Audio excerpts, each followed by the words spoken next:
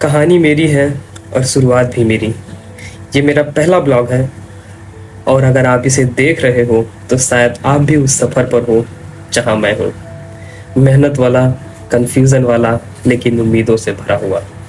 नमस्कार दोस्तों, मेरा नाम विशाल है और मैं आपको लेके चलता हूँ एक रोमांचक सफ़र पे। हर सुबह यही सोचता हूँ कि क्या आज मैं कल से बेहतर कर पाऊँगा। ये ब्लॉग किसी परफेक्ट दिन को दिखाने के लिए नहीं है, बल्कि उस कोशिश को दिखाने के लिए है जो हर दिन मैं खुद को देने की करता हूँ। तो चलिए शुरू करते हैं एक सच्चे दिन की शुरुआत, थोड़ी पढ़ाई, थोड़ी मस्ती और बहुत सारे ख्वाब के साथ। मेरी दिन की शुरुआत करंट अफेयर से होती है।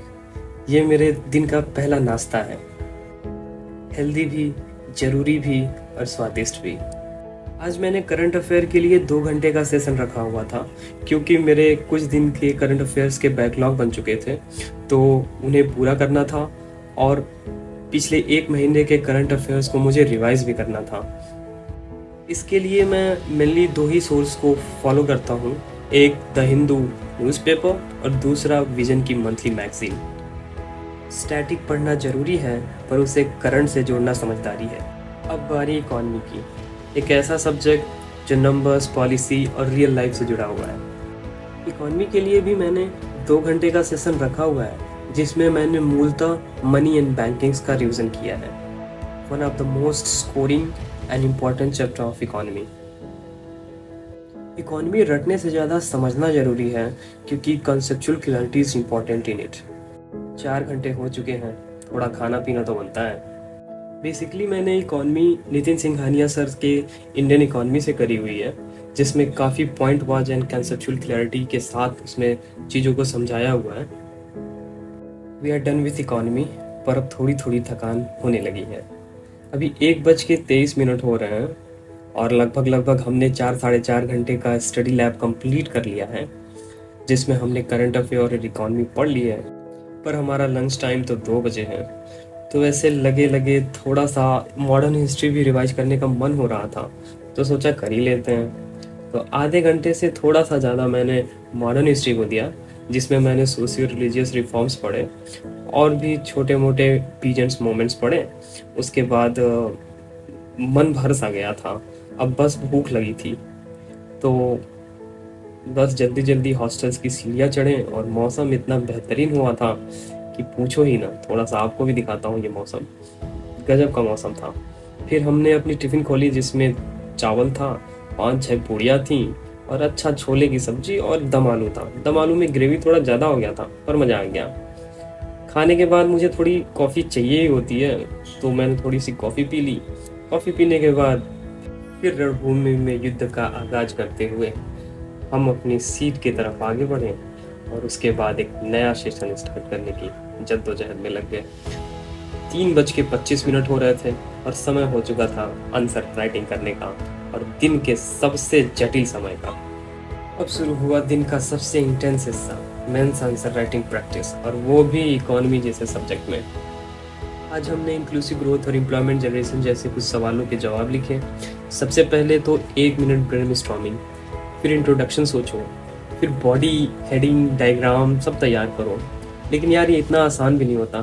थोड़ी देर में हाथ थकता है, दिमाग स्लो होता है और फिर आता है वो इनर वॉइस, भाई बस कर यार, कल लिख लेंगे। लेकिन वहीं से असली लड़ाई शुरू होती है। मैंने खुद से कहा बस एक आंसर और फिर देखते ही देखते वो एक एक आंसर जुड़ते जुड़ते 3 घंटे कब बीत गए पता ही नहीं चला।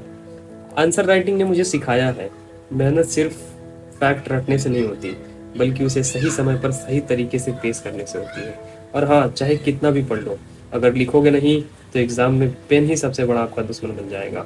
तो लिखते रहो, गलत लिखो, सुधारो, लेकिन प्रैक्टिस मत छोड़ो।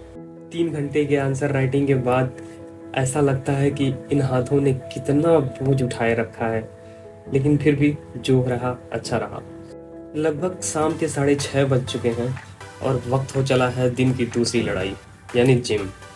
कहते हैं दिमाग थक जाए तो शरीर को उठाओ, क्योंकि शरीर का फ्लो दिमाग को फिर से रीसेट कर देता है। आज मैं ट्रेन कर रहा हूँ शोल्डर्स, और भाई ये मसल जितने ग्लैमरस दिखते हैं ना, उतने ही टफ होते हैं बनाने। शुरुआत की लाइट वार्म अप से फिर धीरे धीरे इंटेंसिटी बढ़ाई, overhead press, lateral raises, rear delt, blah blah blah, सारे रैप्स और पूरी फोकस के साथ। जिम मेरे लिए सिर्फ एक मसल बिल्डिंग नहीं है, ये मेरे रूटीन का एक डिसिप्लिन है जहाँ कोई सिलेबस नहीं, लेकिन हर दिन सवाल होता है क्या आज खुद को कल से बेहतर आईने में देख पा रहा हूँ या नहीं। और सच कहूँ तो जिम भी वैसे ही है जैसे यूपीएससी का प्रिपरेशन, धीरे, लगातार और सही फॉर्म से तभी रिजल्ट दिखता है। पता नहीं जिम करते ही दिमाग में कौन से हार्मोन्स बहने लगते हैं कि जिम करते ही दिमाग एकदम फ्रेश महसूस करने लगता है और कॉन्फिडेंस अपने चरम पे होता है।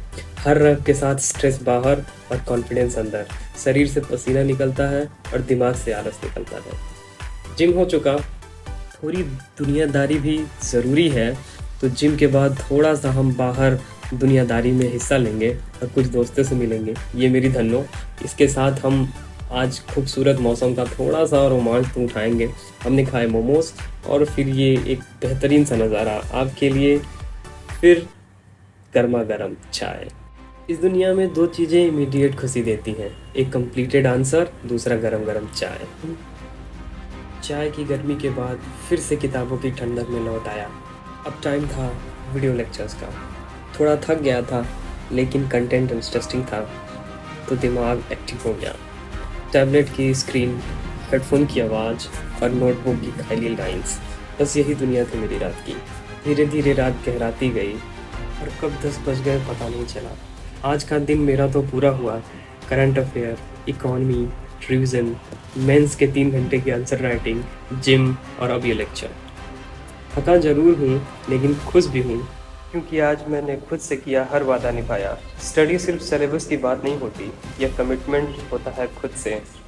और ये व्लॉग ताकि जब कभी मैं हिम्मत हारूँ तो खुद को ये याद दिला सकूँ तो कर सकता है